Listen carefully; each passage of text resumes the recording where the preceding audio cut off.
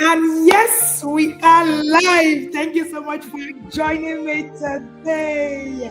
It is going to be an amazing Tuesday. Don't forget to bring the person that is with you. In the words of the TIP, my girl. Thank you so much. It's TIP Tuesday Live. Can you hear my background?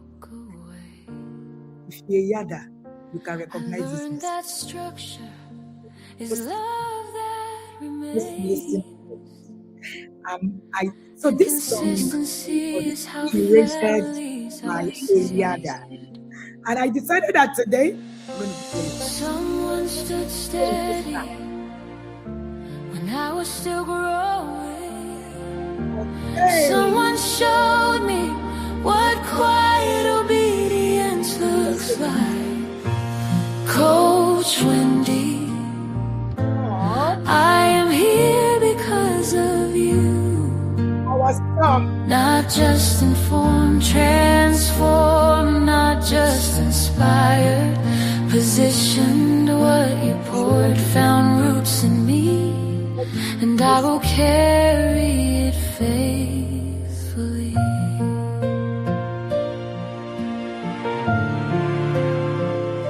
You didn't give shortcuts, you gave foundation. Who is enjoying us? You didn't sell hype, you taught generations. You didn't rush through, you trusted the seed, and that patience became a covering for me. Coach Wendy, I am here because of you. Your voice didn't just teach, it fathered, it mothered, it stayed. Some mentors teach skills, but you taught responsibility. Some mentors give answers, but you taught alignment. I didn't just find parenting clarity, I found my assignment.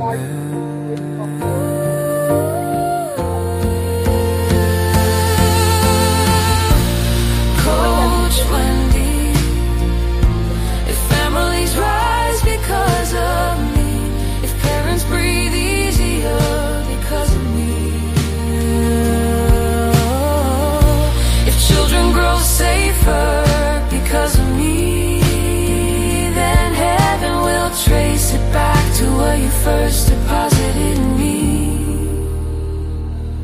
Thank you, I will honor it well. And yes, we love it. And yes, we're going to make sure that we get the song everywhere. It's our cathedral song. Cathedral prefect, get cathedral people to learn this song, please.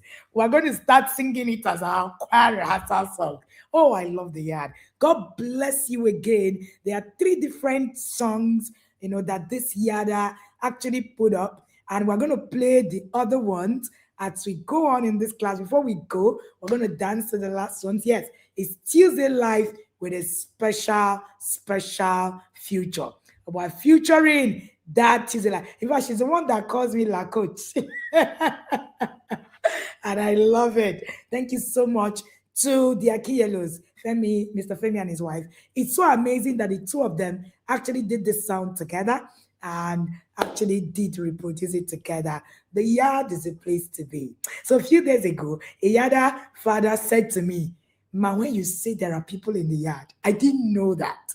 And I met this woman on the plane, and I didn't know she was a high, executive in oil and gas, and she was a yada with our book, Parenting Reset. So anywhere you are going and you see anybody with this book, just know that the person is a yada.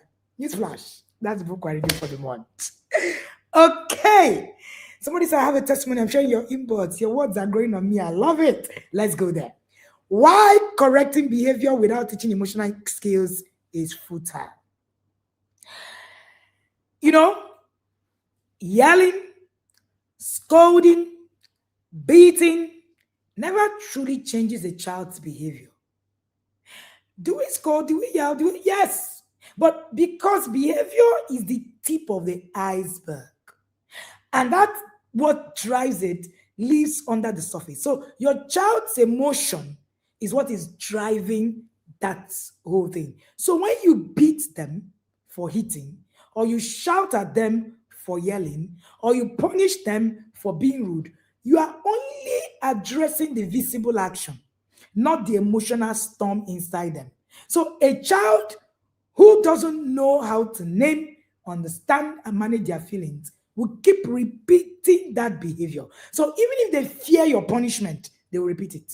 Because you punish more, they misbehave more, the circle never ends. So behavior only changes when a child learns how to handle what they feel, not just what they do. Let me say that again. Behavior only changes when children learn how to handle what they feel, not just what they do. Behavior will only change when you get it. So most parents focus on action. So action, you punish, you do this, so you leave the ones that are invisible. But of course, that's what you're just looking at.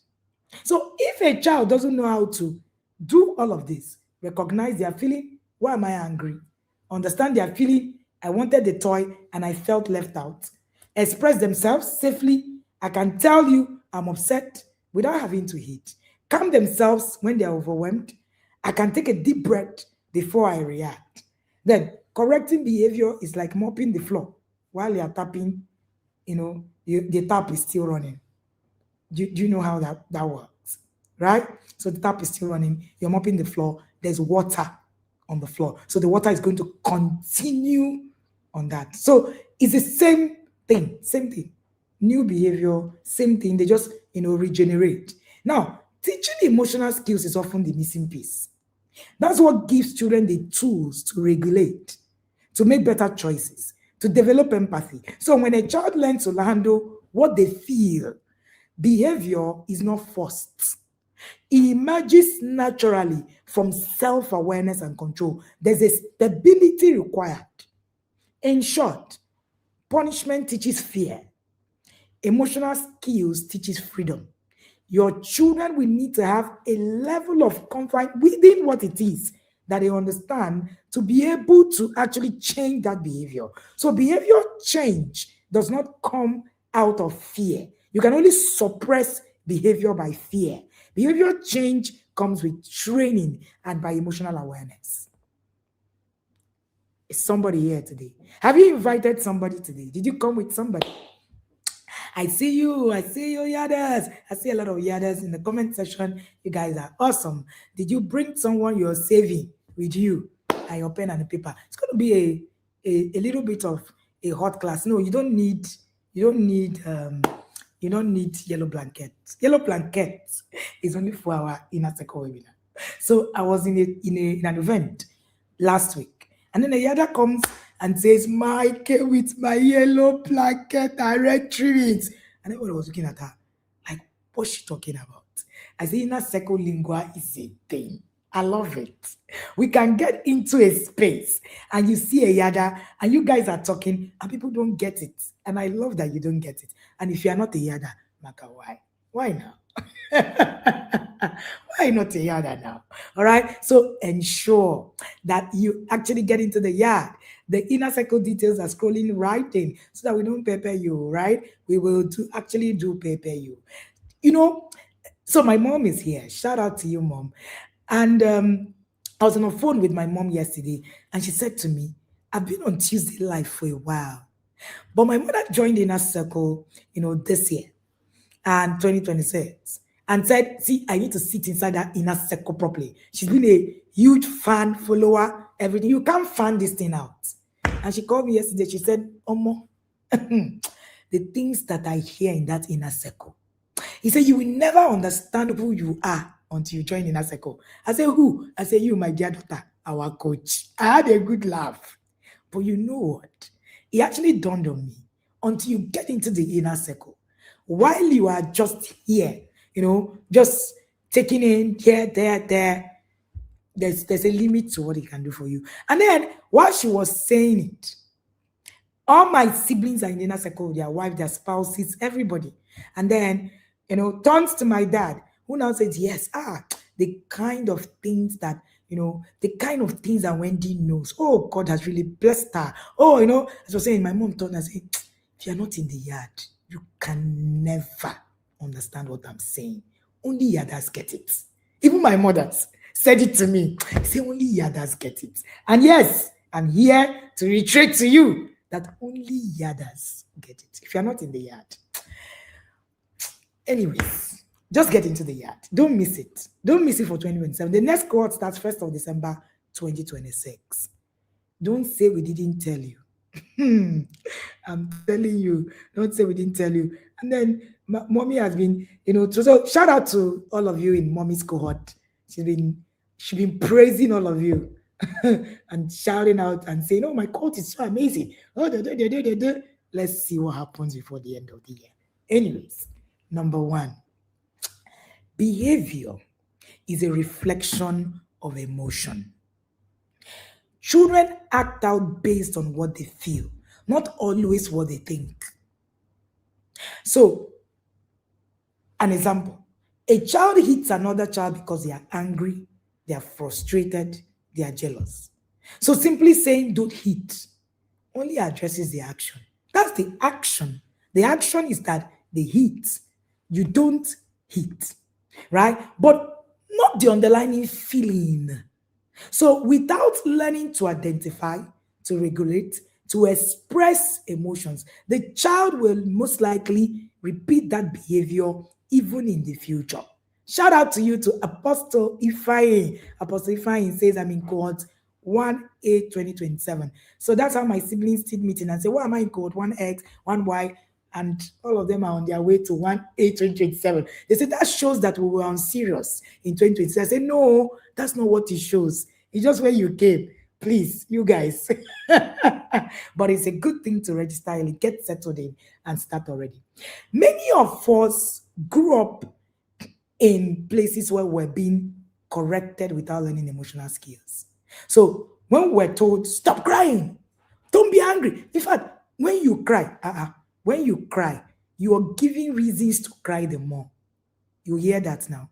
I will give you reasons to cry. A child is crying. You beat the child doesn't cry. You beat the child to cry.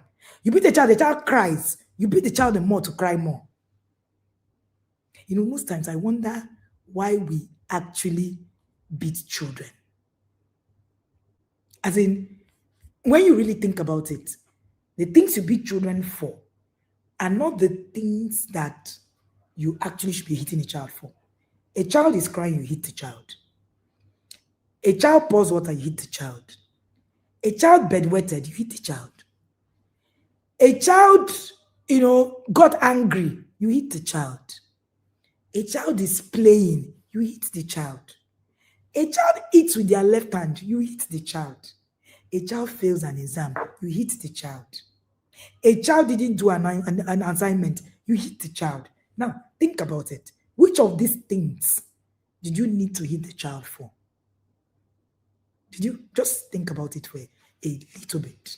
Make it make sense, really. And when you actually begin to think about it, you're like, why was this child even hit in the first place?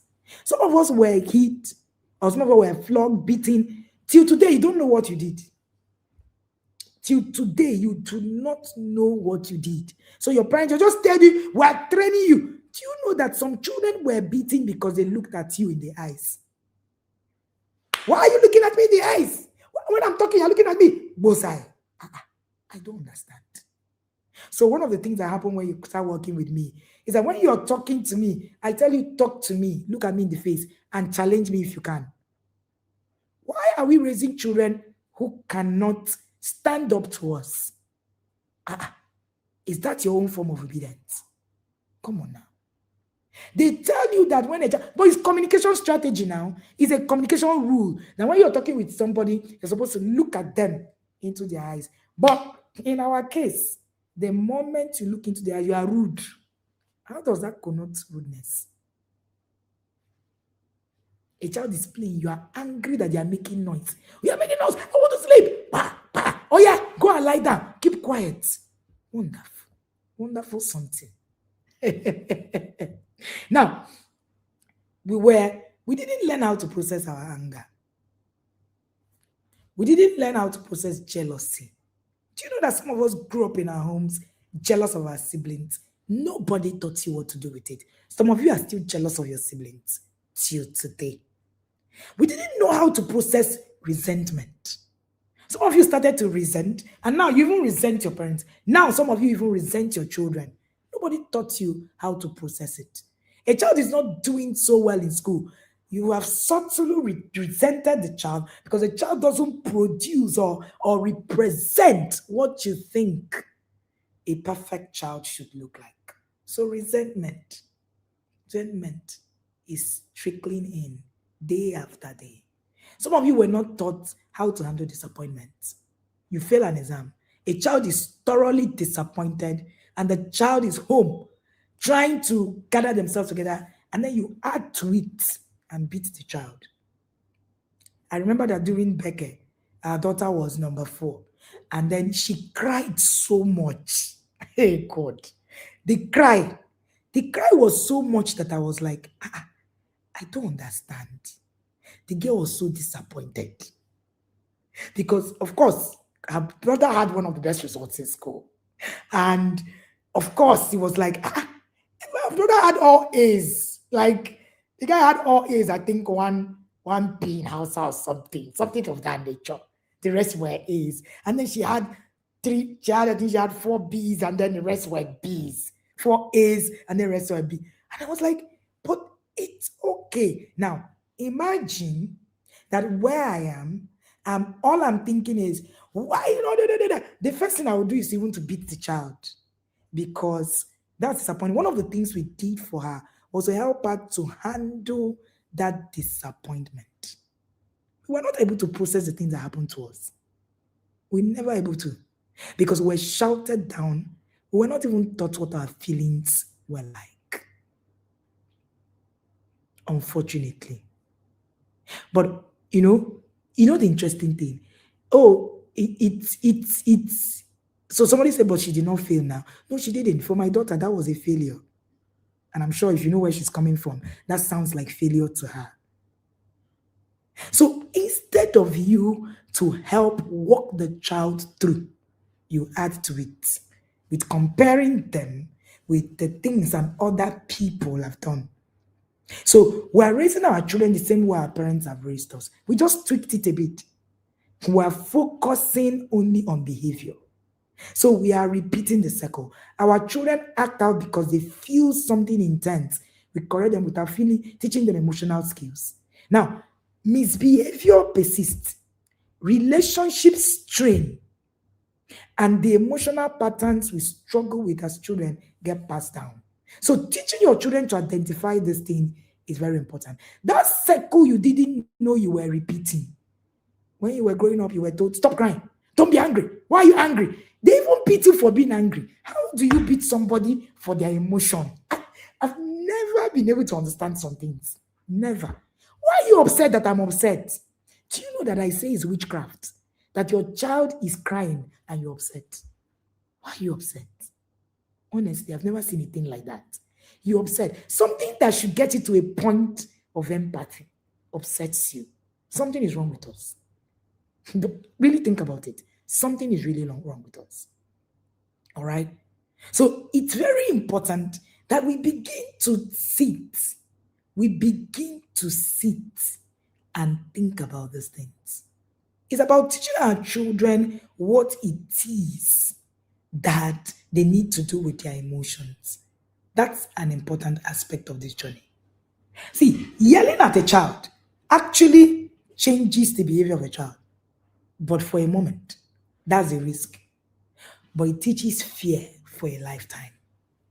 Let me say that again. Yelling at a child changes their behavior just for a moment.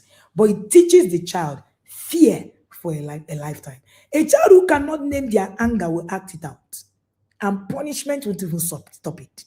So all this, I'm going to punish, I'm going to give bath blows, I'm going to beat the hell out of the child. It hasn't stopped having angry men who are currently married and terrorizing their families. So you now have men who bottle up anger. They're not expressing it. Any small thing, boost, boost, boost, boost. You pity your children like they're animals in the barracks, and you are even hitting your wife. And in cases where you're not, you are angry, sir. Why? Nobody taught you how to manage it. Believe you me, I do not blame our parents, I blame us. Because we want to, or we need to begin to do things better. You need to begin to do things better. So correcting behavior without teaching emotional skills is like cutting weeds without removing the roots. When you cut the weed, it will grow again. Misbehavior is not the problem. Unmanaged feelings are the problem. So when you punish a child's action, but you ignore their feelings, you teach them shame, not self-control. So you shame them. And that's what we've done over the years. That's what we've done. And then we glorify these things. I once went to someone I know, a friend's house, and I saw the place was so tensed. The father, as soon as the father came in, everyone was tensed. Fatherhood was known with anger. Fatherhood was known with frustration. Fatherhood was known with tension. So anytime a father walks in, fathers were feared. If you're feared, that's not parenting. No, it's not. Father will, you fear, this kind, a father cannot be gone to see. When you think about fatherhood, parenting, and relating with God, I want you to think about it. Do you know that that's why most of us think that God is a wicked king? So some of us think that God is one king who is sitting in one throne. Once you do, you just cut you off with a stick. Yeah. We think that God is wicked. You know why? We're afraid of God. Do you know that even when you come to God, you can't come vulnerably? When some people are praying, they're not vulnerable enough to pray. Because that's the kind of fatherhood journey you had. You have a wrong fatherhood journey you must recreate. If you don't recreate it, your relationship with God will be tainted. I teach this in the inner circle a lot. Your relationship with God will be tainted. You look at God. When you say the lion of the tribe of Judah, so you look at God like he's going to, the lion that will eat his children. So we don't understand who God is.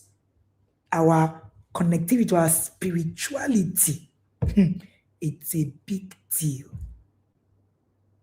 So fatherhood, if you're a father listening to me, say I hear. I want to see fathers in the comment section. Say I hear. Fatherhood is a big deal. So most of us connected fathering with meanness, fathering with emotional instability, fathering with, looking at someone like the person is, touch not. Fathering like for people who cannot even go to you. I love it. Fathers in the building, shout out to you guys. Because we must begin to recreate the narrative of what fatherhood looks like and what fatherhood is.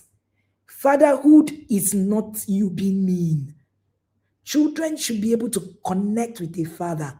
And it is what you do with fatherhood that will determine your relationship with God for your children. So as a father, your children's relationship with God is very, very highly proportional to what you do with them. So I need you to actually take this in and remember it. So you need to become a father who can relate. Please work on yourself, sir. If you have anger issues, this course, Becoming an Emotional Intelligent Parent course, is for you. If you're always screaming, yelling, that's not fatherhood. Fatherhood is not that your car is coming in and everybody is running around and sitting back. No, that is not fatherhood. That's, tyranny. That's not who a father is. A father, he said, in the Bible, Jesus said, come unto me, come to me. He said, let the children come to me, all ye that labor. Come to me. Come to me, all ye that labor are heavy ladened. It means that fatherhood is supposed to bear the heavy burdens. Fathers are supposed to be like shock absorbers. Fathers are supposed to be people that we draw strength from, not people we are afraid of. If your children are afraid of you, please begin to recreate that narrative, sir. One person who our children look forward to seeing is my husband. Because as soon as he's good, it's everywhere. The thermostat of your house is being regulated by you. Think about it. Most of us, the way our house were was because of our fathers. We had fathers who were sadists. The truth of the matter is that the only thing is that they were not parented. They didn't see an example of a fatherhood. Most of us too didn't see an example of what fatherhood should look like. And that's why I'm emphasizing on it. I don't know why I'm saying it. This is not even in my script, but we need to create an example of fatherhood. Fatherhood is a big deal. Please make it one. Make it one.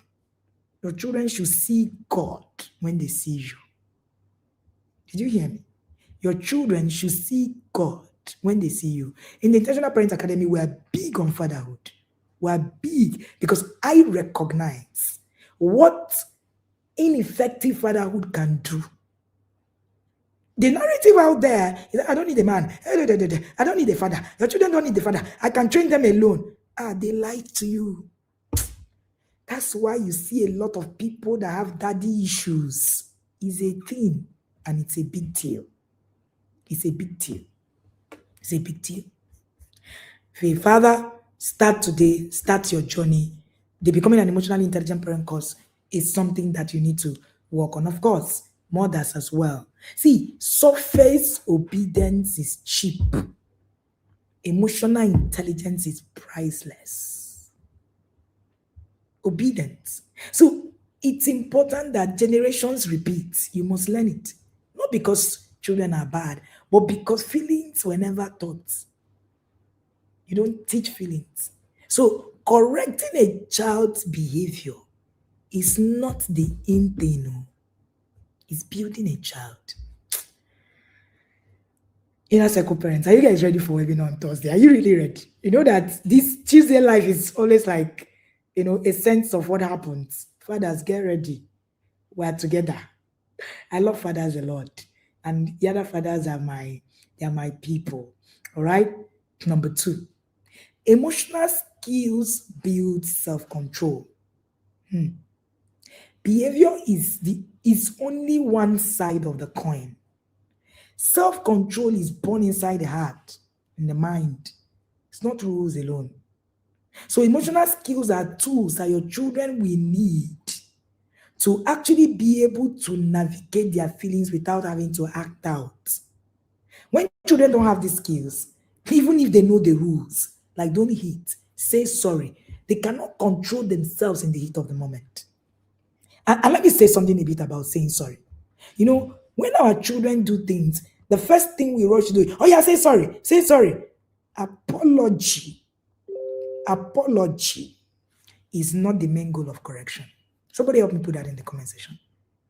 Apology is not the main goal of correction.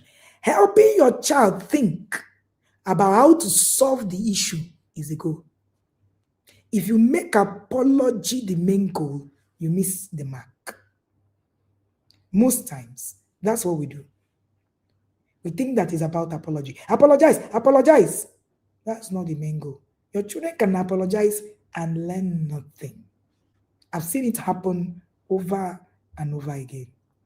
So take to training.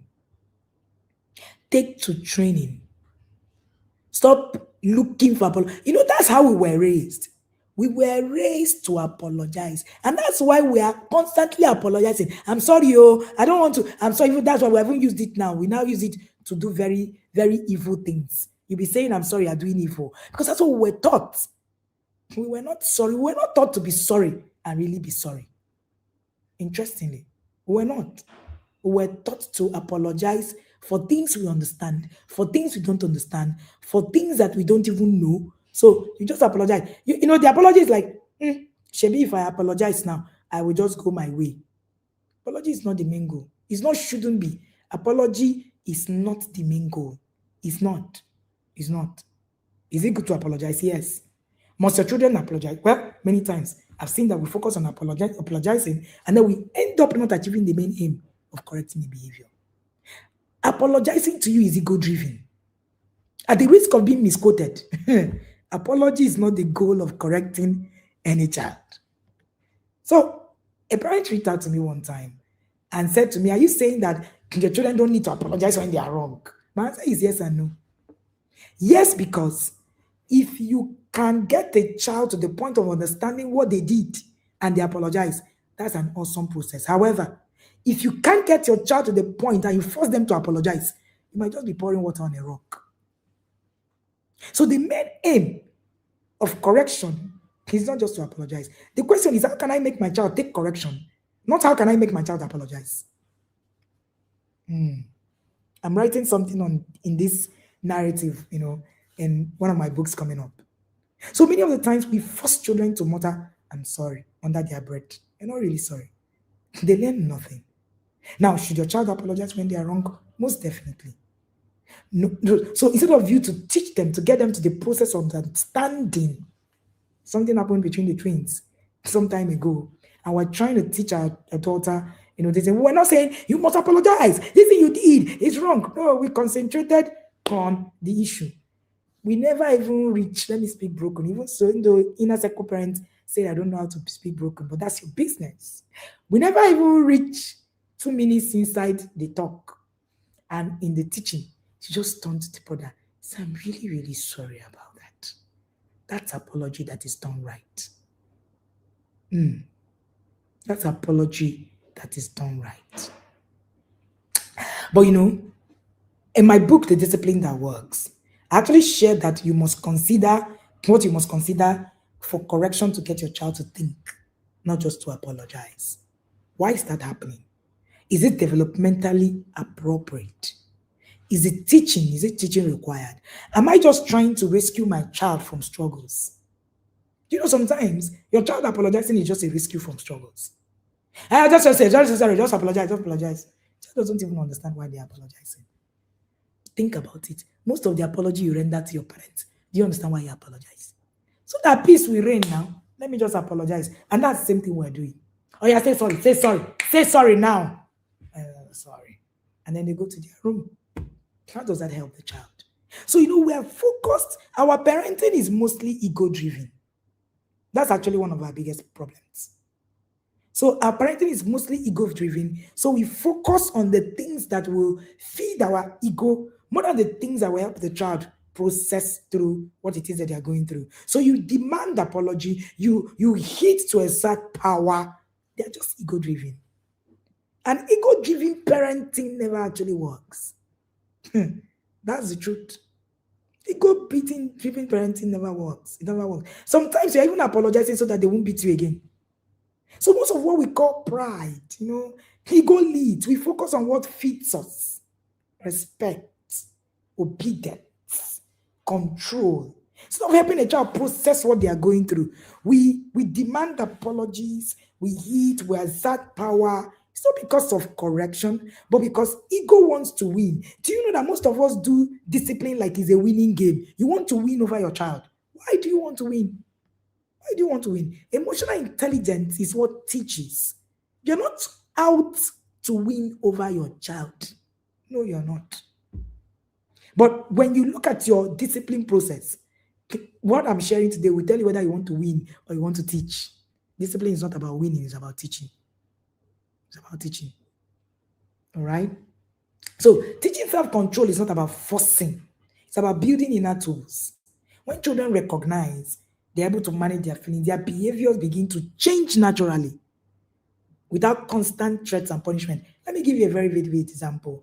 We come out and we say we're very disciplined people, are we? Think about it. We're just a set of people who are violently driven, emotionally immature. We say, our parents were very disciplined. How do we correlate it? That's why most of us cannot really define our parenting. We had parents who showed moral uprightness, in quote. I'm saying in quote because there are a lot of things wrong in that manner. Who told you very disciplined and all of that? But these same fathers, some of them were womanizers, we knew. I'm sure you know whether your father chased women or not, you know. Some of them were drunks, you knew. Some of them stole money from their offices, you knew.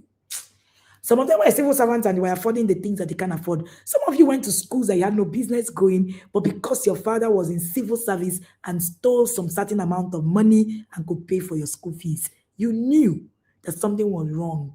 But, so we all come out and we're all thinking, and then they went to church.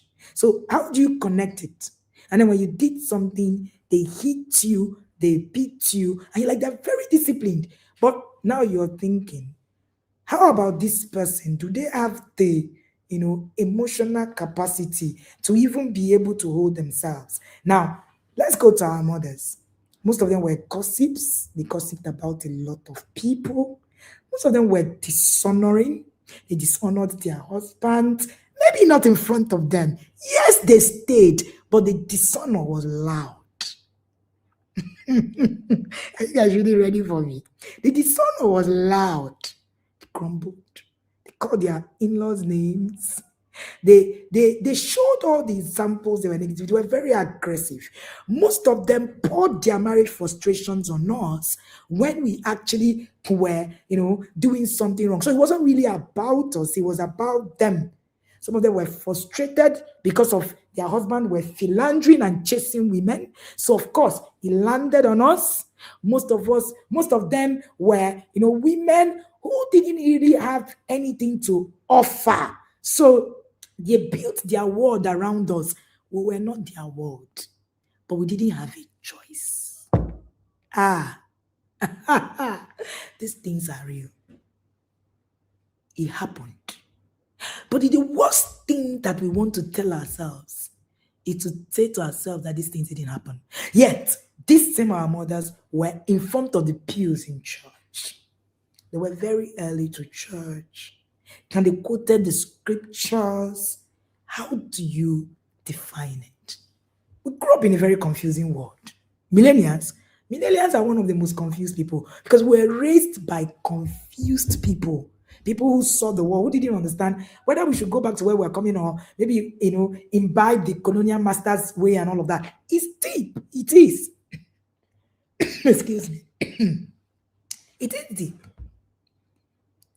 And when you begin to look at it, you begin to see that until we sit back and say some truths to ourselves, we're going to continue to make same mistakes.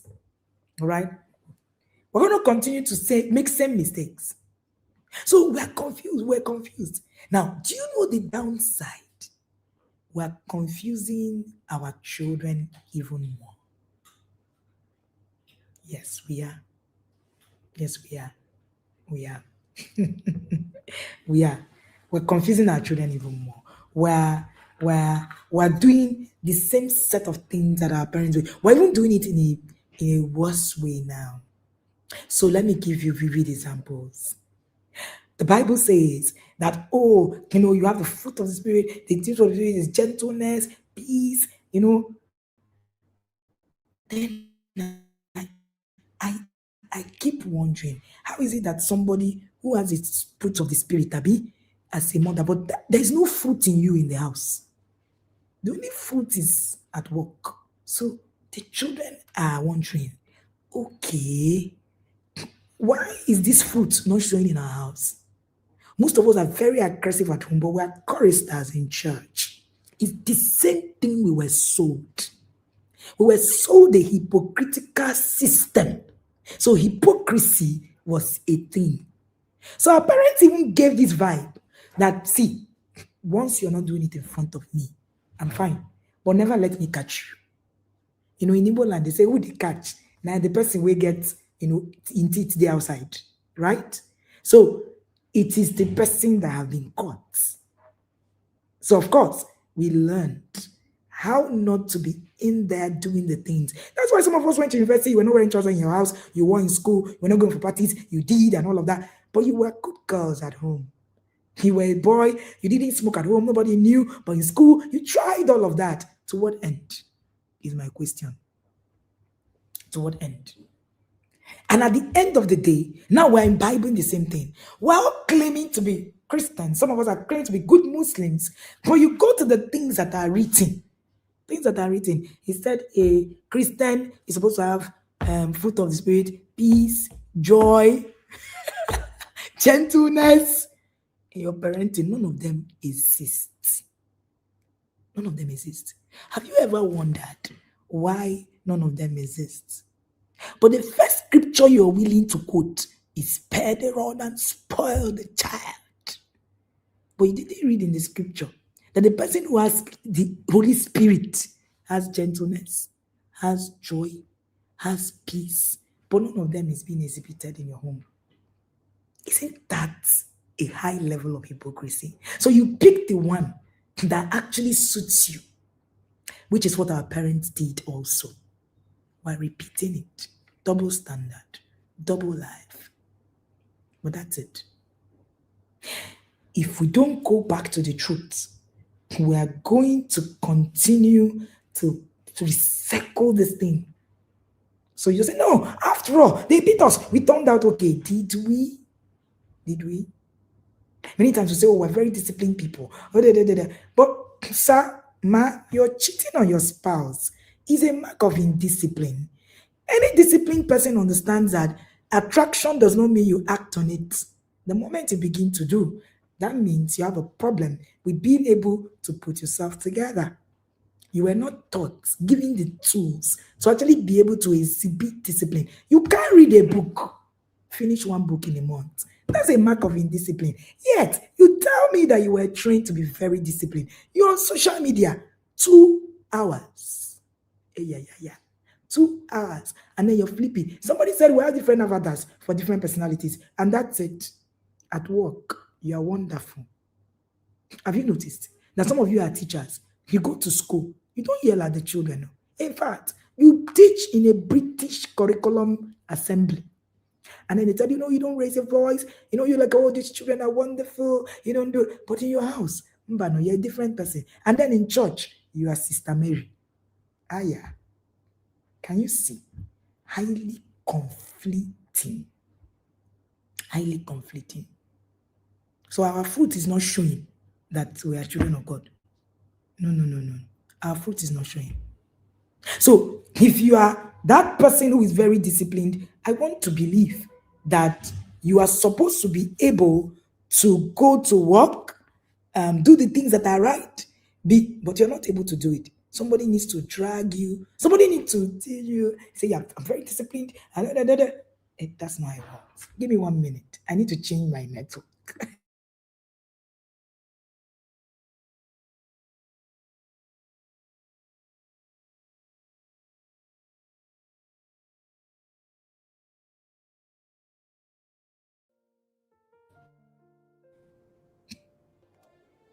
I'm back. All right. Thank you so much for your patience. So, I don't know about yes, video was not clear. We've cleared that up. I don't know if your name is Mary. I apologize. But let's go on. Correction without emotional skill leads to resistance and shame. One of the things that we did not is that our parents didn't teach us exactly what it is. We think that yelling, punishing is enough to make a child behave. It's not true. Without emotional skills, this approach will always backfire. So you raise a child who is defensive. When a child is continually scolded, they start to guard themselves emotionally. So instead of listening, they focus on protecting themselves. Focus on protecting themselves. And then they just hear, I'm in trouble again. We all did it. We all did it. All of us. We all did it. Well, all we're focused on is, let me just make sure that they don't catch me. So you are not listening. You are trying to defend. You resent. Most of us resent our parents deep down. But you don't want to say it because they will say you're ungrateful. I know these things. I've done this thing for years. I hear it. I see it. I'm in your house. Constant correction Of course, the child starts to feel unfairly treated. They act out in secret, quietly, and then become oppositional because their emotions are ignored. Shame, shame. Punishment is tied to their feelings. They internalize them and say, there's something wrong with me. Most of us grew up thinking that there was something wrong with them. But there's nothing wrong with you. Shame is toxic. It doesn't motivate learning. It motivates hiding. It motivates lying. It motivates avoiding risk. Why do you think that you're risk averse? Have you ever thought of it? Why do you think that you're risk averse? Why do you think you don't like taking risks? You think it's, no, I just don't like taking risks. No. You were raised to be risk averse. It's a parenting thing. It's a parenting flaw. So that behavior will stop temporarily. But you're waiting. You're waiting to actually go out of the way. Only out of fear, not out of understanding. So the child doesn't learn, why is this behavior harmful to me? So when they make choices, they are not making choices because the behavior is harmful. They are making it because, well, then I was afraid. Now I'm no longer afraid. So they are giving emotional tools to handle frustration, and that they don't know what it is. Correction without emotional guidance will teach compliance, not competence. Your children will comply. Your children will be well behaved, in quotes, but they will not be competent. They are two different things. So you see that confusion. The moment you begin to live in that confusion where your children cannot identify, some of our children don't know who we are. And you know what I'm talking about. They don't know us. You're not open enough. You're not vulnerable enough. You can't connect. It's a problem. It's a problem. Anyways, let me leave this for the inner circle intelligence that will happen on Thursday. Now, of course, this is where I want you to be. Emotional intelligence creates lasting change. Because correction alone addresses what the child does. But emotional intelligence addresses why they do it. Addresses why they do it. So, correction alone, let me say that again. Please catch it. Correction alone addresses what the child does. Emotional intelligence addresses why they do it. When you combine guidance on behavior with teaching emotional skills, you equip your child with tools that will transform their life and their inner world, not just the outer world. And that's what actually, changes a child. So over time, this approach is what reduces behavior from inside out. From inside out. So correcting behavior alone, we treat the symptoms. Teaching emotional skills, we treat the root cause. That's the root cause of it. Most times, we are more focused on our children obeying us that we even leave the root cause of the real issue. I shared a story with Yadas on Thursday last week about my daughter. It's not a story for the public, it's for inner circle parents. If I share it, you won't even understand it. But when I shared that story, it was so that they could see that even the best of us make a lot of mistakes. See, there's something called parenting blind spots. If you don't have a guide, you are going to fail. You're going to fail. Do you know that becoming an emotionally intelligent parent is a different ballgame? Different ballgame. Most times I see a lot of people and I see a lot of parents, share, some of these things, and you are wondering, okay, does this person even understand what is happening? The narrative is so deep, like that's digging deep even into our children. I was showing the other day how someone bedwetted in my daughter's school, and they were, my daughter being a senior, other mates were telling her, why won't you punish her? Why won't you punish her? Can she bedwet? And my daughter said, people don't bedwet knowingly. Like, how do you punish somebody for bedwetting? But that's what they learned. These are our children. Our daughter is 16. These are our children. Our children are now the ones living the same kind of trauma that we have lived. How do you hit a child who bedwetted? Think about it. Some of those things were just evil. Some parents will even hit you from the night and wake you up with a cane. How do you wake somebody up with a cane? Like how? How do you do that? But they did it to us.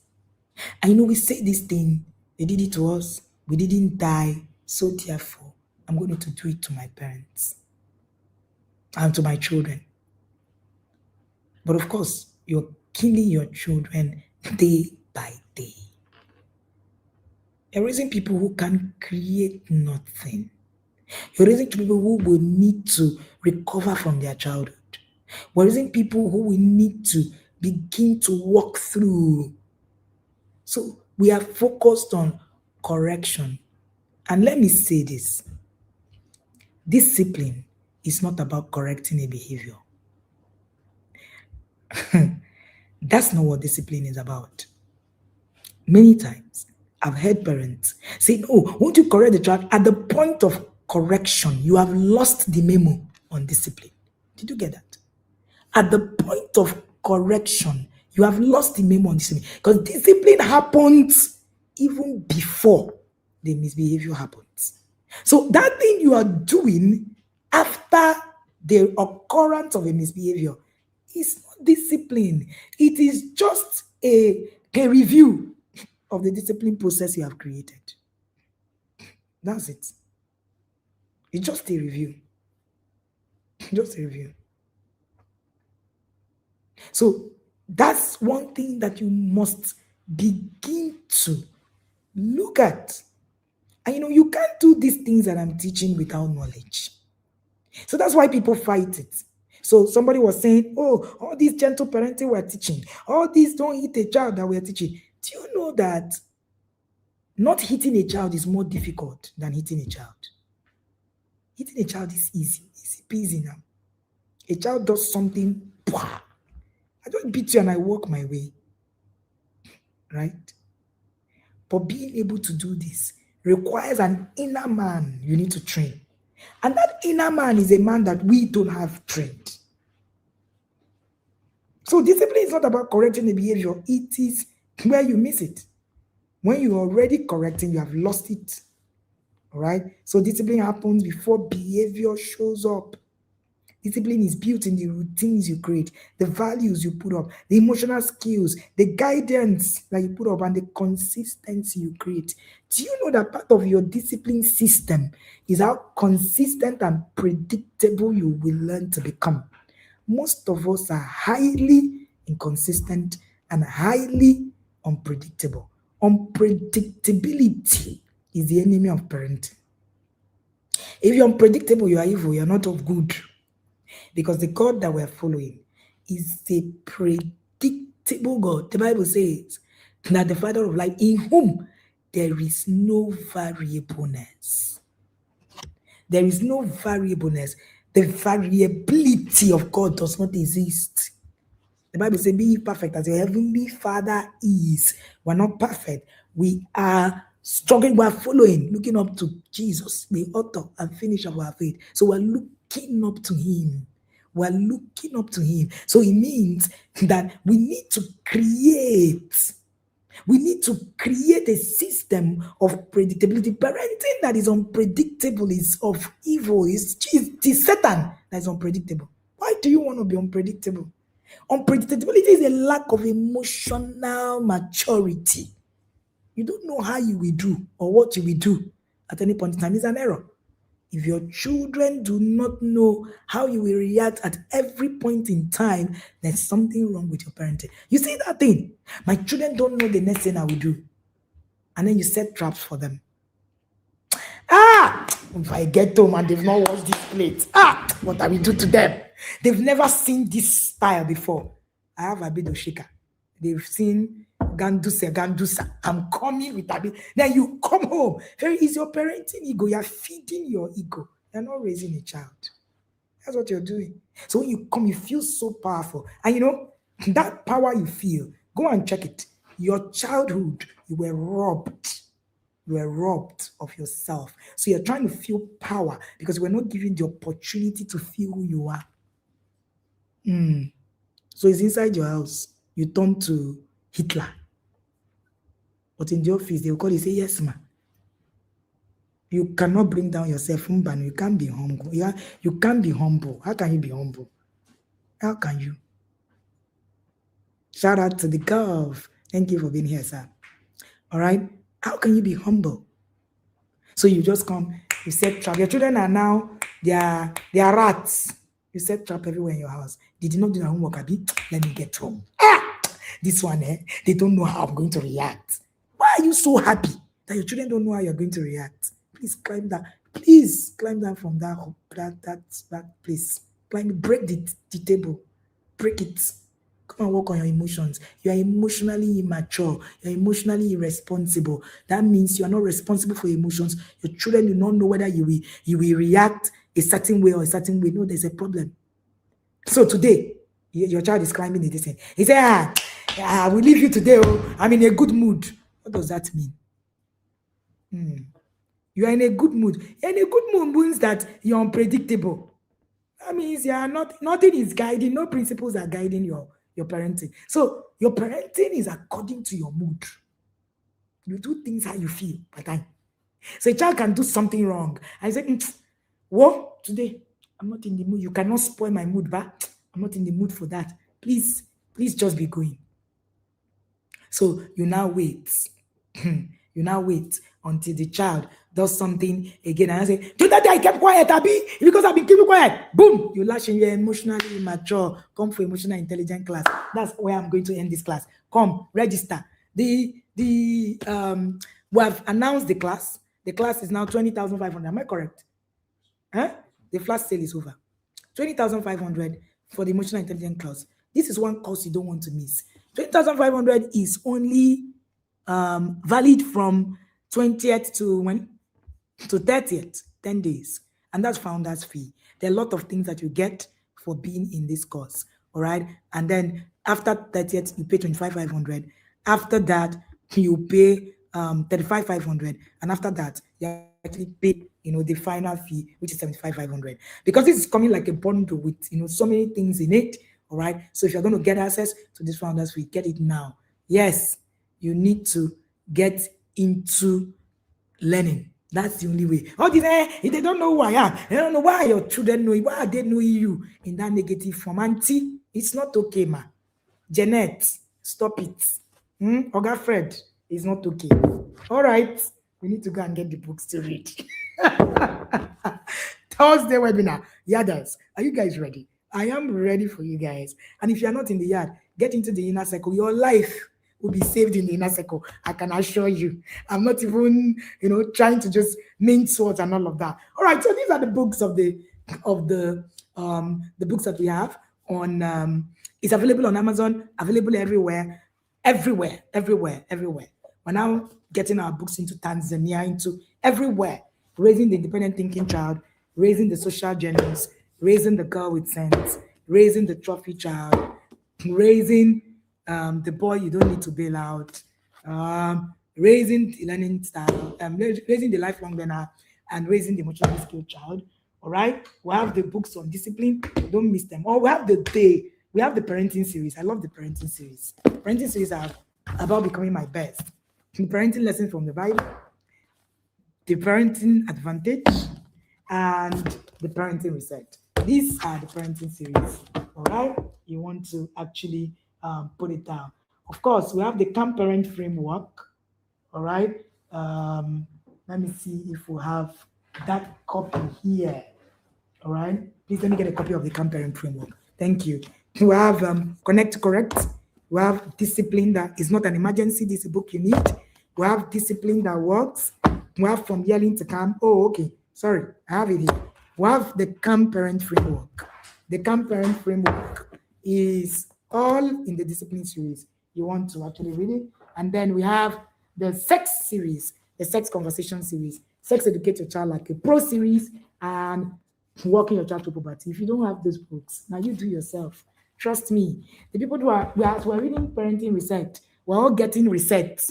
All right. And then we have others. Okay. How to love your child more. We're reading this in the inner circle. Resolving significant rivalry. We're reading it. Solving family problems through effective communication. We're reading it. And then these two planners, building dating and courtship, your family plan for godly dating and courtship, and then parenting launch plan. This is our manual. All right. DJ, please give us our music. Like I said, somebody said Janet. Who is Janet now? Again. But anyways, this is a beauty. I love that we're here today. It's been an amazing time. Or didn't you enjoy being here with me? It's been an on the top. We're about to dance to the other song. This song is composed by an Seco and her husband, right? That's a couple. Shout out because you stayed. There are parents that we also breathing enjoy. Don't use it to do some reels. You're gonna spread it everywhere. You know, have them and you're listening. So there's a natural balance place. Listen to it. You're gonna hear words. deeper than you know. Love it. Keep Right? building It's a good music. Keep standing strong. What you're pouring out is shaping generations. You're not behind. You're right on time. God is breathing on you. Don't miss it. Don't.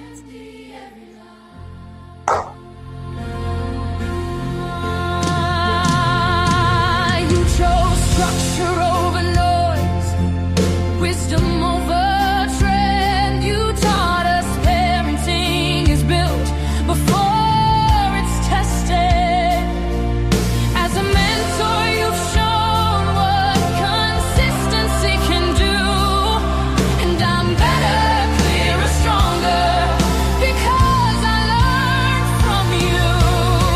With every framework, every system you share,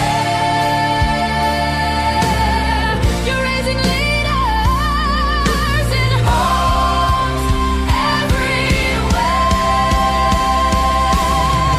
Keep building, Coach Wendy.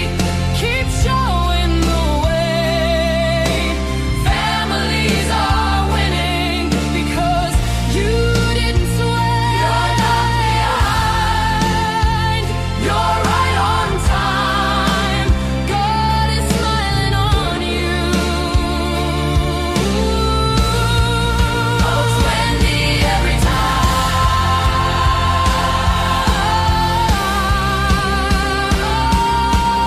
Mentors don't just teach, they model endurance. They don't just speak truth, they live it with patience. Coach Wendy, your life is instruction itself, and I honor the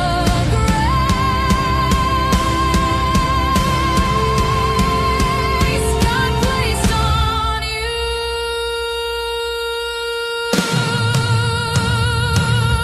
Keep building, Coach Wendy. This work will remain. What you planted in us will multiply again.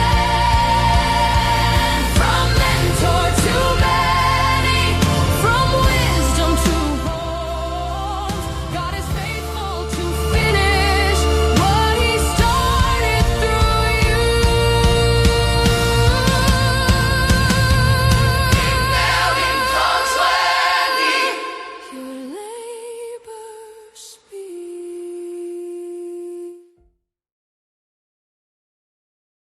Common phrases in the inner circle. Let's go. You're coming for an inner circle webinar and you're not with your yellow blanket with red trimmings. Is that even a joke? Oh, I'm running and I'm not looking back because 10,000 lions are chasing me. I have watched all the webinars, but today, Coach came with a bazooka. Even with my humility agbada, I still collected. If you're not in the ark, you better enter now because flood na bia oh. In the inner circle, we dey walk and we dey show. TIP Police is coming for you. There's no how-ness here. You definitely cannot relate because you are not in the yard. If you are not in the yard, Why not?